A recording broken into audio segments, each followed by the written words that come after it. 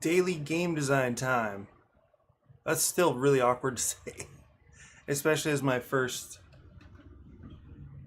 description of the day, first vocalization of the day. Not really limber yet, not warmed up. But here we are. Today's an odd day. I'm gonna be going from school up to camp. That's my plan anyway. I would love to be able to do that. I think we should be getting out a little bit early today. It's a Thursday at Mauna Lua, and that means hopefully out around two something, and then I know there's going to be some traffic, but I'm hoping to try to beat traffic, at least the bad traffic, on the way up to camp. So I've got to load my car, and then load my car. I was tempted to go pick up some games from the conference office because I'm going to be up there. It's going to be Friday, Saturday, and then a little bit of Sunday. So I was thinking it would be nice to have a few games on hand. I have not been carrying games in my car, partly with coming back from camp.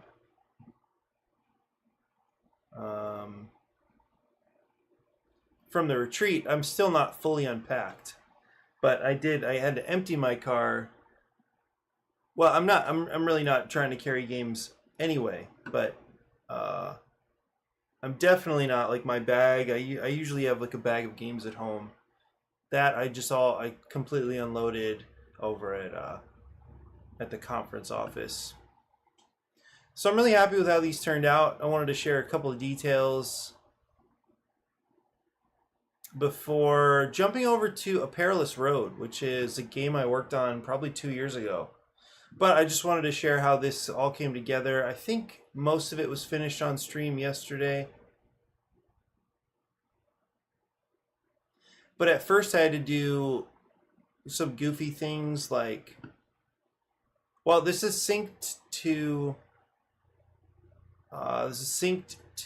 the spreadsheet, the Google Sheet, and that was way smoother than I remember. So that was really nice to be able to just manage that. Oh, I was starting to describe that because I'm saying today is definitely going to be a short stream, probably right around 30 minutes. So I don't have a lot of time to make a lot of progress, but I will make some. The one thing I couldn't really figure out, I didn't spend a lot of time trying to figure it out, but it would have been nice if I could access different tabs from the sheet. So if anybody knows how to do that, or if that's even possible, please let me know. Because I ended up putting everything on the same sheet. That's not a problem.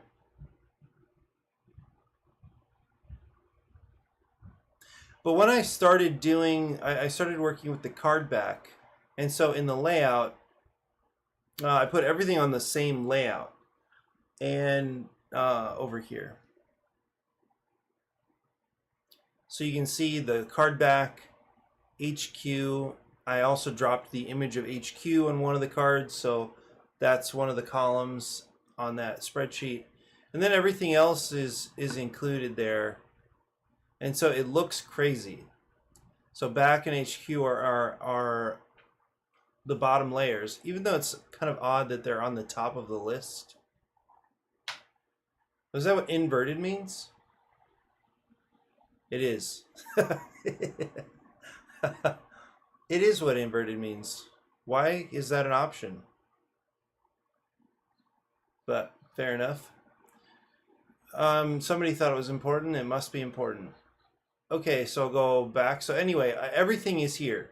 Everything from, these are the icons on the player, in the player card faces. This is Oh, this was the final detail. I added the type of challenge card. I added the type, and that's because I think when it comes to less than 4 players, or if it's 3 players, I think exactly 3 players. Oh, maybe solo and 3 players. Then I suspect what we would want to do is remove a character type from the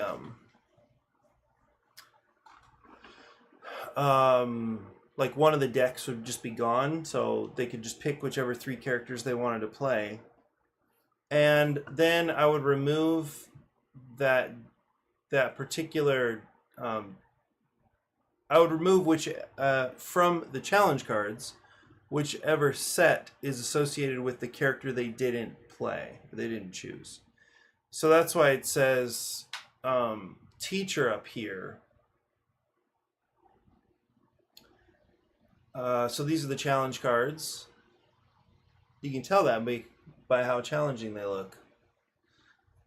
So anyway, that was the last little detail that I hadn't put on any cards, even in TTS, I believe. So now the cards are fannable, which is a huge deal. And also you'll be able to lay them out side by side and count the icons that way, rather than like stacking them, showing the bottom of the card. I think that will be great. I think it'll work well, at least cards in hand. So I emailed Professional Image yesterday, and I was kind of shocked, honestly. Let me go to it. So this is my friend Dean over at Professional Image. I've had a bunch of stuff printed from him, from them, and this was pretty surprising. So I had one prototype printed with them previously. Otherwise, it's been our like flyers and signage for the retreat, or like little business cards, things I can hand out. So anyway, the setup. So they have to from Dextrous. Export components. I think that's fine. And then it'll show them, these are laid out on A4. So let's say, just for example, US letter, put the card backs in there. Maybe crop marks if I was actually, crop marks if I was printing them out myself. Right. I don't know why. I guess somehow I had an outline on the card backs, but whatever. So this is what it would look like if I was cutting the cards out myself. Well, what I think they prefer over their Professional Image is to have the individual images rather than the cards laid out. And I think it's so that they can guarantee, that they can fill a sheet however they fill sheets. I forget if it's how many cards they put. So right now there are 9. I think they fit 18 or something on a sheet, whatever size they print. Okay, so that was that. And then that's where the setup comes from, I believe, is that they're going to lay out the individual images. And it's 117 cards, so it's not nothing. And then to print color 2-sided, this is for 3 copies. So now I've asked for 2 copies, and I'm going to do the corner rounding myself because I'm not trying to pay $170 for 3 copies. I hope that this is a nicer cardstock too, because I said I'd like to be able to shuffle, but the last prototype I got from them is not amazing. It's shuffleable, so it works. But hopefully this is even a higher quality. If it's not, it's fine. I know I need it. I wish I had it for this weekend because I'll have a bunch of kids around that could try the game. but I'll just have to, I'll have to do my best finding some more young people next time. Well, yeah, so I was pretty happy finding the settings I needed to. The main one that was really helpful was in layout, realizing that for every single item or whatever object, that it should be auto. So either showing something, you can choose whether it's shown, hidden, or whether it's auto. And if it is shown, but there's nothing in the cell of the spreadsheet, then it shows up as a gray image, the default image. I guess I could change that, but okay. I never really looked super closely at some of those things, but anyway, to moving everything to auto, it meant that I didn't have to drop a white square as a placeholder image, so that I didn't see the gray boxes. That was the key. That was the final coming together moment, and that's that. So now I have all of I put it here. Yeah, so these are all the individual card backs, and it's nice that they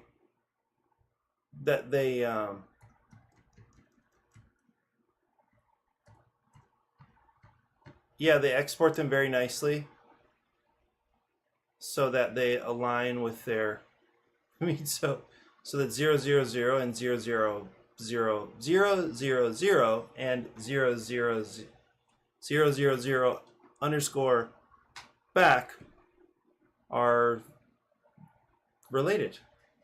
That's obvious, but it's still a nice little detail. So Dextrous actually turned out to be really efficient here. I think it's that the layout wasn't obvious to me. I'm grateful I found some of those settings at this point.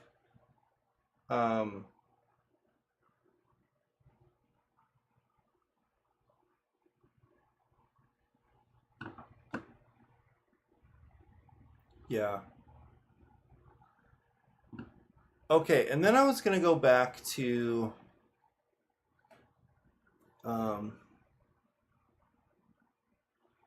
then I was gonna go back into Canva.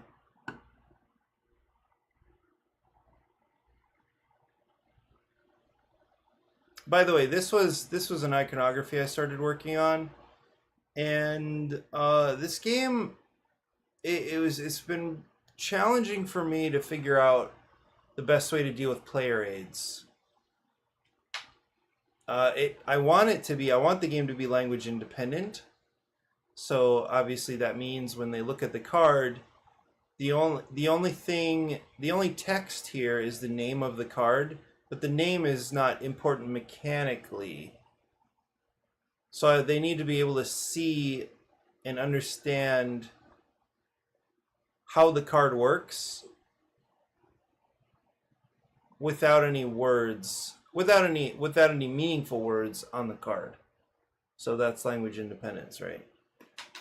And so that's important, especially let's say I work with somebody like Lookout, who is a Germany-based company, then, and I'm sure that their focus is international anyway.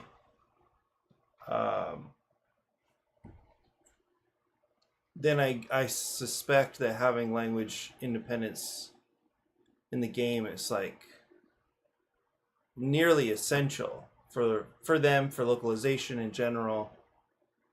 But it just seems like a really important thing in this case. So that means like the main cards or the main things that would get printed in multiple languages would be these player aids, or these cards that explain. Well, that's why I actually started going through like icon by icon. That's more like what this is. This is generally like if you see this icon somewhere on a card, it's going to mean this. Well, these are just individual icons, right? They're just sitting there, usually just sitting there on a card. Like, you can parse.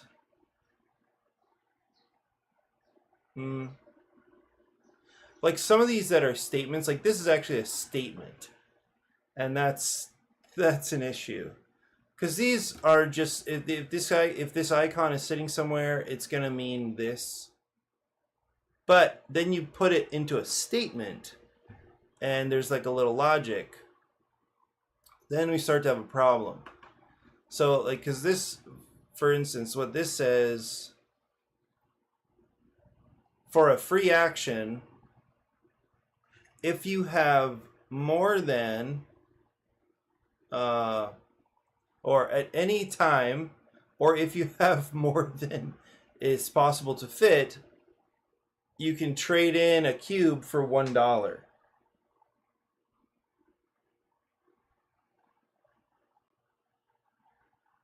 So this right here is meaning something like some number in excess. Some number in excess. So it's not great, but it doesn't have to be, as long as this is the only place that someone would see the statement, and they look up the garage card, and they read that, they read the description. That's what I was doing here. That's what I was doing here, is taking individual cards and more like describing what the card does rather than, and including the icons with the explanation. So I really should, just in a block of text or in a list, say what the card does, and then have the icon like floating around with that statement of what the card does. So like this is an example. Did I add? Okay, I didn't, because this is a peculiar icon. Like it doesn't show up anywhere else, at least that I can think of. So it's on the town hall, and the town hall, if you go to the town hall to activate the town hall, then you get to take the first player token. So just going to town hall, activating it, one of the things that happens is you take the first player token, and that's what this communicates. But it's less important that the icon is there in this case, because it's not like that would be obvious. It's not like they're going to be seeing that icon everywhere. All they need to do is look up the card, read what the card does, and this icon is meant to remind them of what the card does.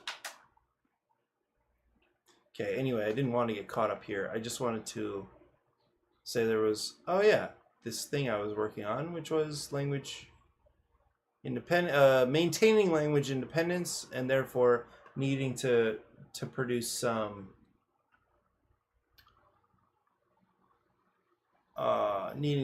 playwrights.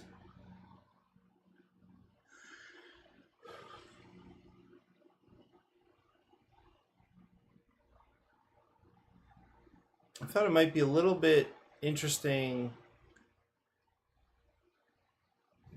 to revisit. Oh, interesting. I forgot that there were. Oh, those videos. What are those up here for?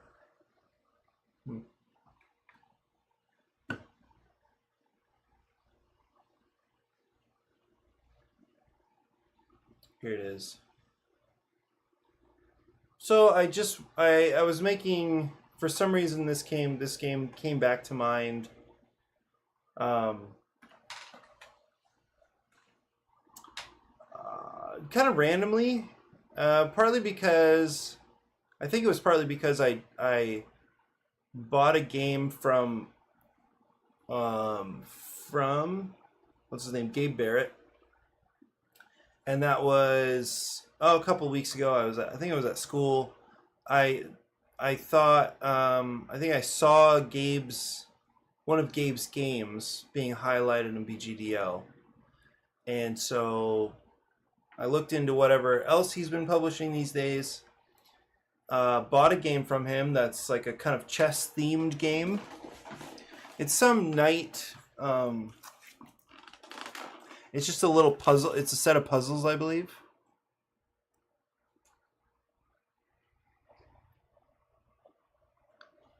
So I think this game works. I think it's it actually creates a kind of a pretty cool experience. And I'm sure there are other games like it. I haven't played one, but I just assume that now that's the case. Like somebody must have worked on something like this.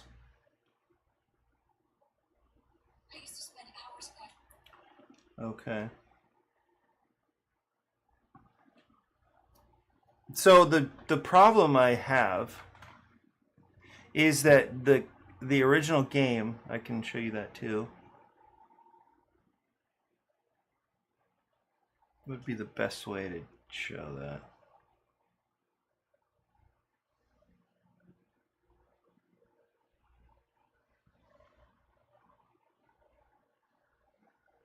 Maybe just go home.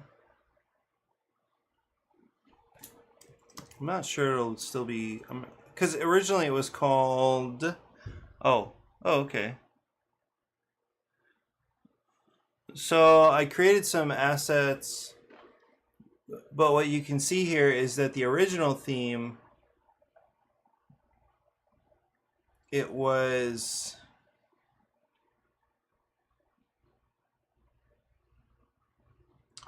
ancient Israel because the idea was that this is pretty much the story of the Good Samaritan. So I just kept that setting.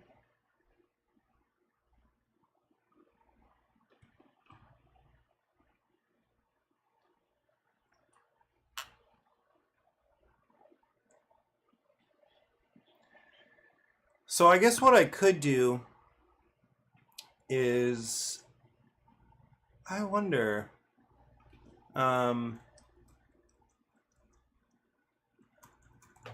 wonder if I could have it desert from the sky. Landscape. Top down. I wonder what it's going to produce. I'm going to try this in Gemini as well.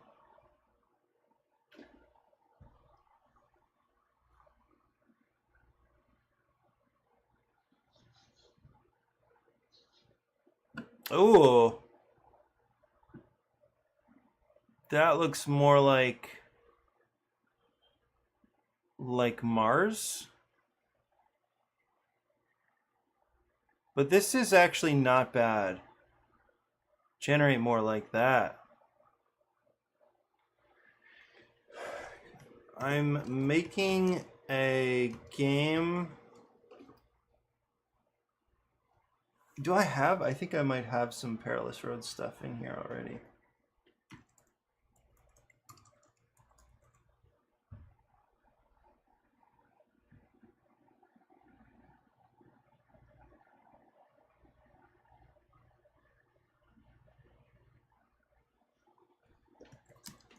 I want to make the background for the playmat. I want, what is it? I want a top-down an image of the landscape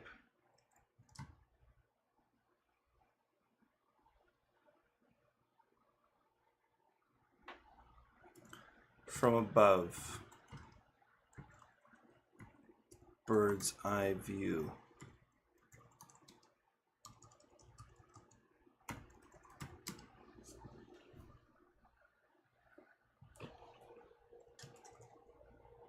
It should be sparse, desolate, gray and brown, maybe a few shrubs, harsh landscape.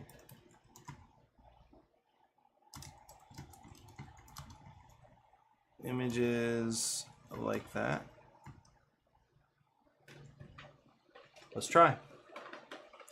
Let's see what Canva did. Okay, that's like very deserty. Well, if that doesn't I mean, that's not horrible.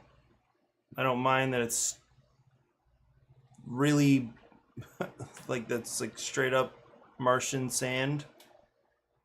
But let's see what Gemini does. So if this were to go to the back, what does it do? Well, that doesn't work, obviously. Get rid of that. Yeah, the color needs more gray, I think. Okay, I'm about to, I really do need to transition away in a few minutes.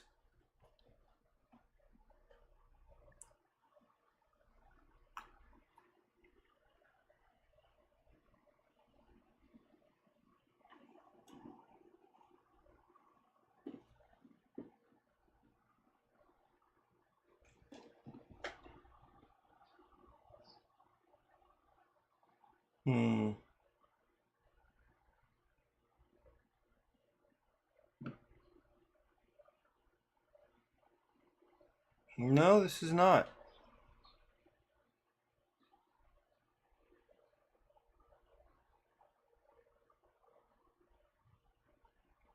I like the style.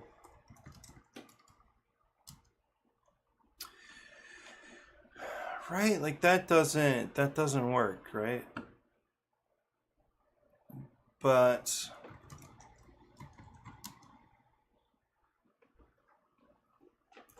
to have zero perspective, I want it to be a view of the ground from above, as if the viewer is in the sky looking down.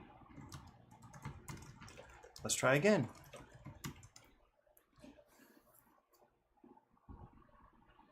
I mean, I'll put it in here.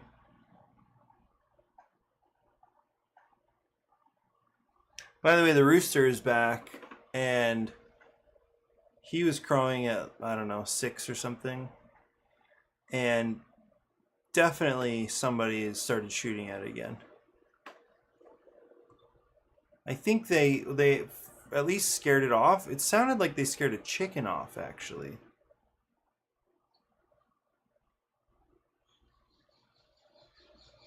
But anyway, that's definitely an entertaining game.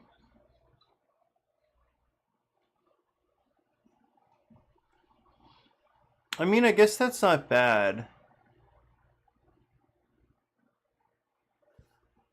Hmm. Mmm.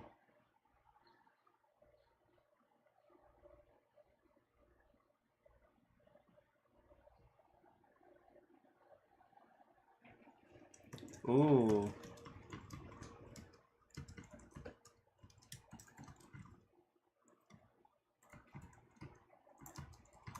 Can you do almost the same thing,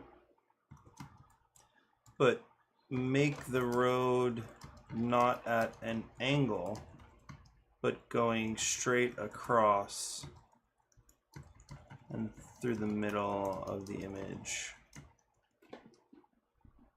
That was definitely progress, though. I think I want to put that in here.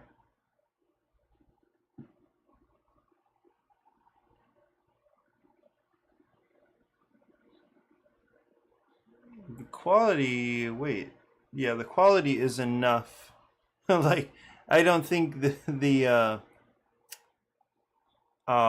cracks in the road are not doing us any favors, and the angle is wrong to actually get, because I think that road will be just like huge.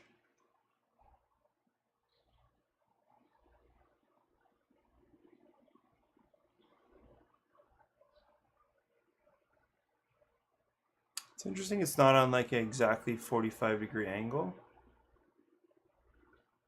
I like this though.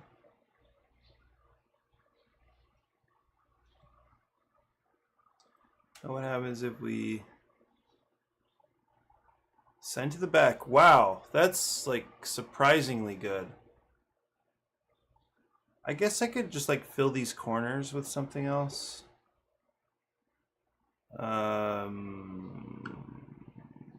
Do it again. Again, move the bridge to the edge of the image, remove the cracks in the road. Otherwise, I like it.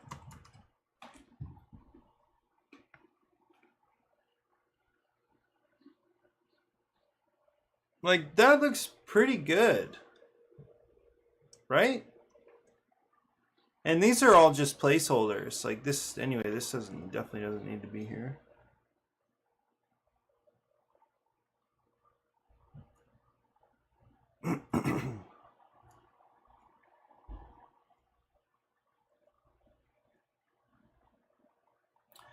So in the game, this is a card game. So when it comes to, like, it would, you know, if we were to publish this somehow, then it would probably have some version that comes with a playmat, and then it'd be cool to have like a really nicely printed playmat. With the road and with all these lines like printed right on the map. now the bridge is doing nothing, but that looks pretty good. Go ahead and remove the bridge. Ooh, I wonder if I can draw on this.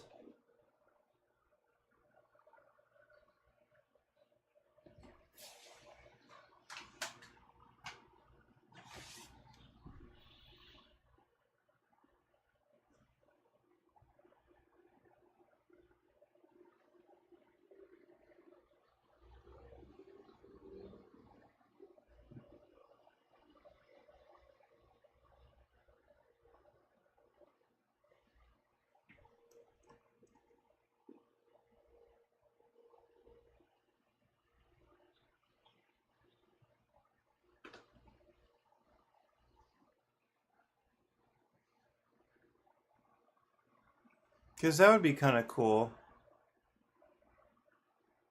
That's not really in the middle of the image, is it? Okay, so I want to put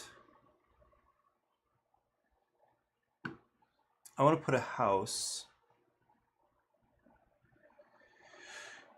It'd be cool if like Gemini understands what I want by looking at this image.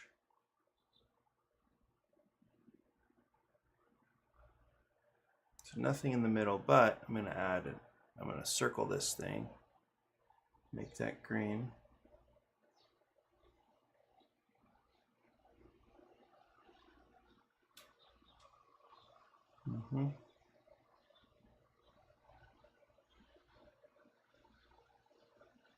I have it set the house over here. This would be awesome. And then really it's time to roll after this. Make it green as well.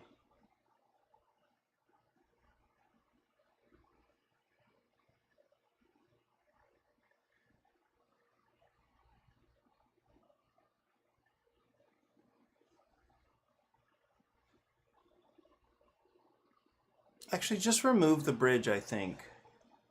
So I'm just gonna draw, see if that works.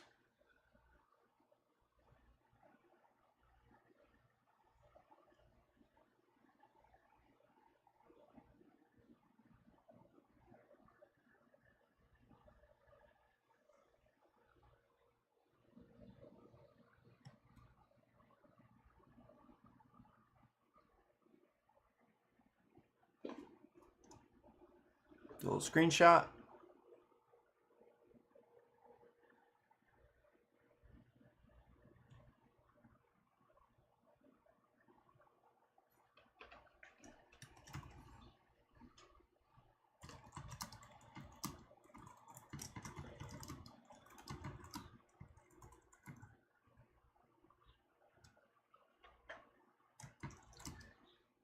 So this is, yeah, I feel like I'm getting close to like a decent looking playmat here. Because if I were to just move, I could just move this in. I'm gonna do that just as just an example here. So this is gone. Drop it in. So it's not perfect.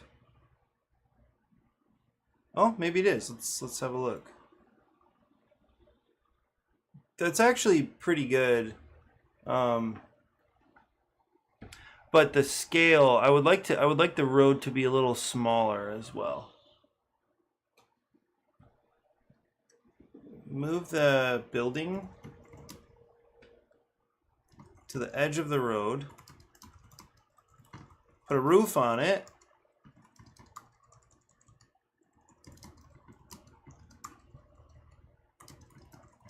Make the road a little smaller.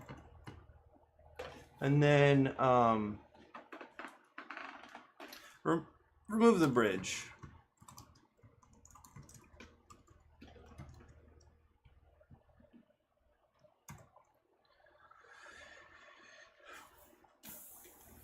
Yeah.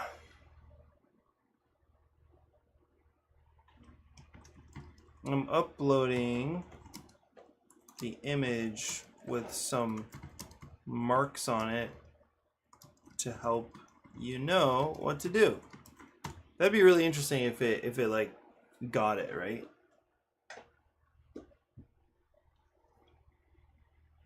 A little narrower.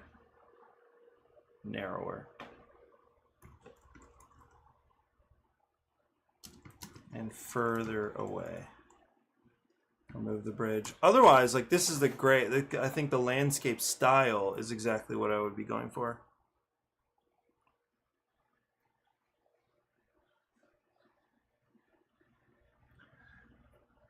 Right? Like that actually, I mean, clearly this is gonna have to change.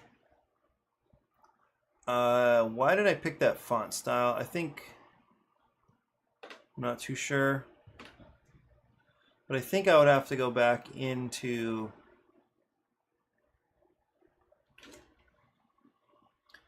I didn't need to do that. Let's do, oh. This might actually be the place where I can lift this font. It is.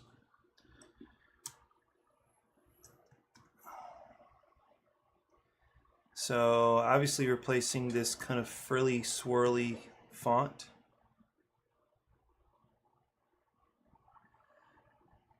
A Perilous Road. And it doesn't look great there, but oh, I could probably invert these colors, right?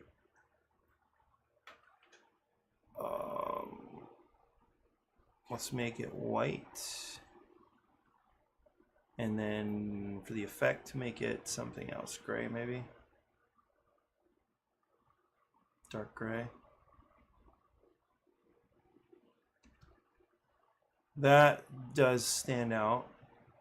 Just like we... kind of like we needed to. A Perilous Road. Let's check on Gemini. Uh-oh.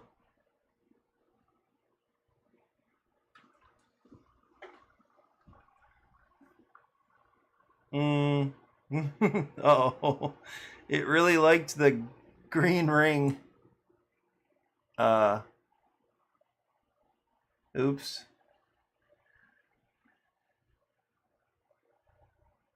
Okay. It's good. Okay, this is progress. Remove the green ring around the building. Zoom out. Make the road smaller and further away. Then I think that's good. Let's try this. And then it's 7:15.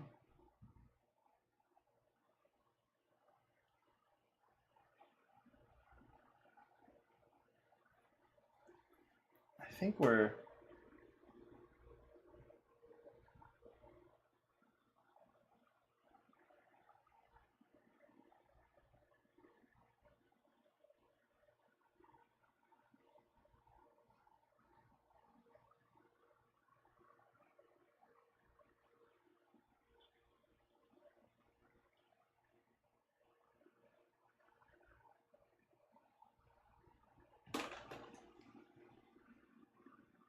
You can do it, Gemini.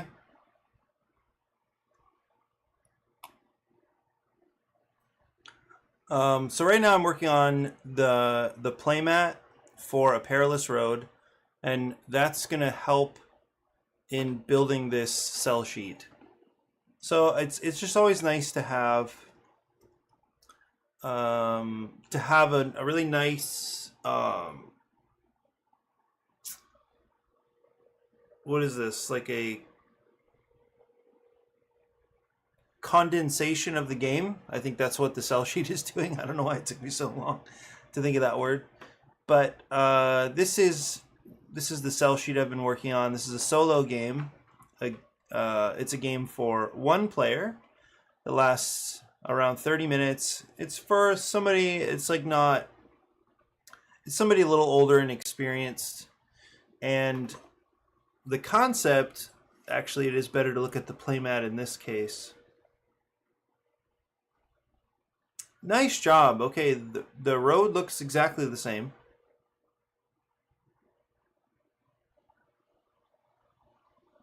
That's a little bit weird.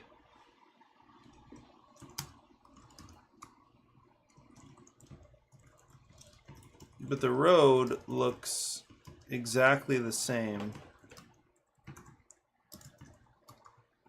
Put the building on the other side of the road.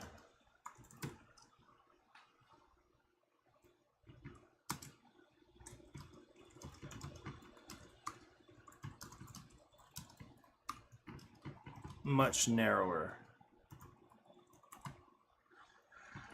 And then put the building on the other side of the road. That building is great. It's just, it needs to be a little shack. That's all it needs to be, because this is where the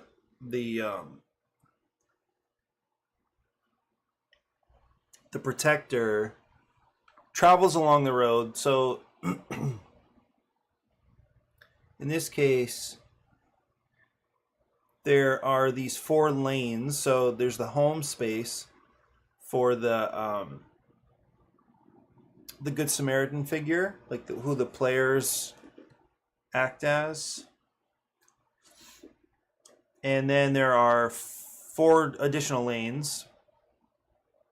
And so what happens is a traveler flips face up. Oh, the road actually needs to be like down here. Well, yeah, the traveler shows up and they go along the bottom of the road.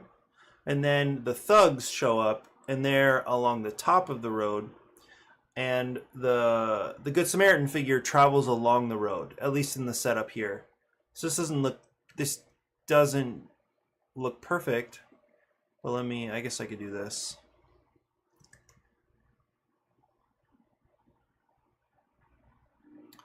Yeah, so that's a lot better.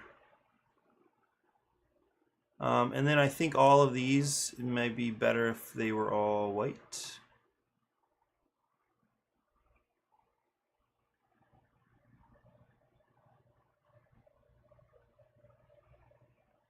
I had a very cute time, went to a worship night last night. It was at the Vine. I've never gone to the Vine for any reason other than to play games.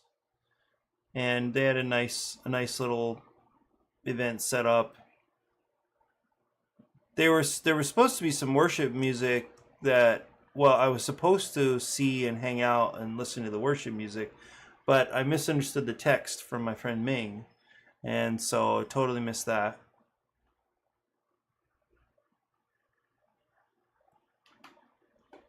Yeah, like that works. Not amazing, but it doesn't have to be amazing. How did you do here? Okay. Okay. Yeah, that's better. This is so impressive.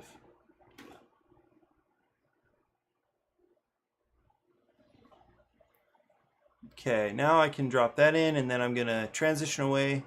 Thanks for hanging out with me today. Still streaming every morning except for Saturday mornings. And really loving it. It's been really, really helpful for me.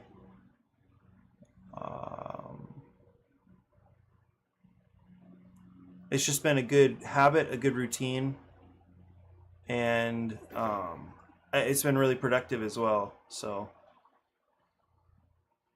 every morning the time shifts a little bit, but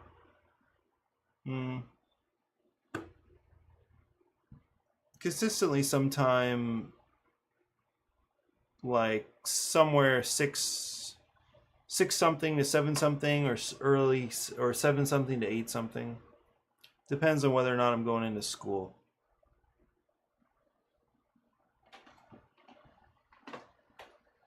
That's awesome. They even put a little dirt road next to the house. That's actually very cool.